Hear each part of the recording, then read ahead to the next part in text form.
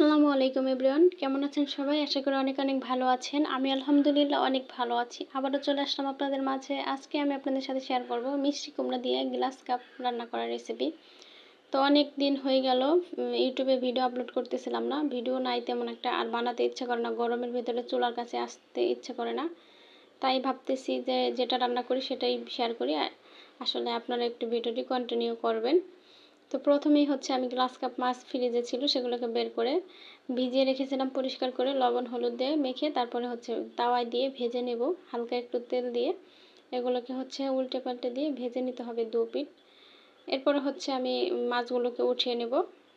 ভাজা হয়ে গেলে আপনারা আপনাদের পছন্দ অনুযায়ী ভেজে নেবেন। তো আমাদের আবার একটু শক্ত না হলে খেতে চায় না, এজন্য আর কি বারবার উল্টে পাল্টে ভাজতেছি। তো এরপরে হচ্ছে আমি অন্য একটা কড়াই বসিয়ে দিলাম, তার ভিতরে কিছু তেল দিয়ে দেবো, আর সাথে হচ্ছে পেঁয়াজ আর কাঁচামরিচ কুচি। অনেকেই আবার শুকনো মরিচ খায়, কাঁচামরিচটা কম খায়। তো আমরা সবসময় কাঁচামরিচটা খাওয়ার চেষ্টা করি, শুকনো মরিচটা খাই না, বাচ্চা আছে এই জন্য। তো এগুলোকে হচ্ছে হালকা করে একটু ভেজে নিতেছি। এরপরে হচ্ছে এখানে আমি বাটা মশলা দিয়ে দিলাম, জিরা আর রসুন বাটা আছে, সাথে একটু পানি দিয়ে দিব। এবার হচ্ছে লবণ আর হলুদ দিয়ে দিব। চাইলে কিন্তু ধনিয়া গুঁড়া শুকনো মরিচের গুঁড়া দিতে পারেন। তো আমি তো আগেই বললাম আমার বাচ্চা আছে এজন্য আমি শুকনো মরিচ খাই না, কাঁচামরিচও খাই, তা আবার অল্প।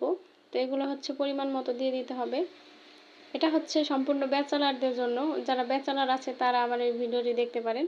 তো এরপরে হচ্ছে মশলাটাকে কষিয়ে নিতে হবে তেলের উপরে ভালো করে, আর মশলাটা কষালেই কিন্তু তরকারিটা বেশি স্বাদ লাগবে। তো এরপরে হচ্ছে আমি এখানে মিষ্টি কুমড়া আর আলু নিয়েছি কেটে। তো আপনারা আপনাদের প্রয়োজন অনুযায়ী দিয়ে নেবেন। এখানে আমি হাফ কেজির মতো মিষ্টি কুমড়া আর 2টার মতো আলু দিয়ে দিয়েছি। তারপর হচ্ছে ভালো করে এগুলোকে নেড়েচেড়ে মশলার সাথে মিশিয়ে নিতেছি। এবার হচ্ছে সাথে একটু পানি দিয়ে দেবো। তারপরে হচ্ছে ঢাকনা দিয়ে ঢেকে দেবো এগুলোকে সেদ্ধ করার জন্য, মানে কষানোর জন্য।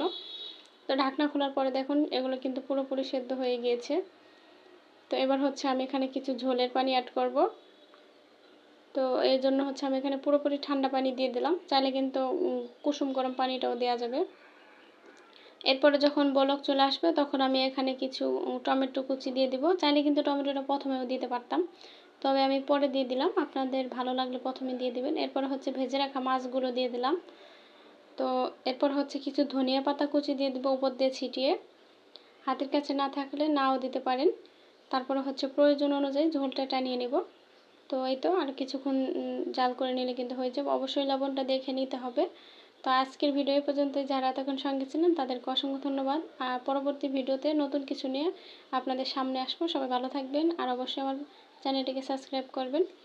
ভিডিওটি ভালো লাগলে অবশ্যই একটা লাইক কমেন্ট শেয়ার করে দেবেন। সবাই ভালো থাকবেন। আজকের মতো এখানে বিদায় নেব। আল্লাহ হাফেজ।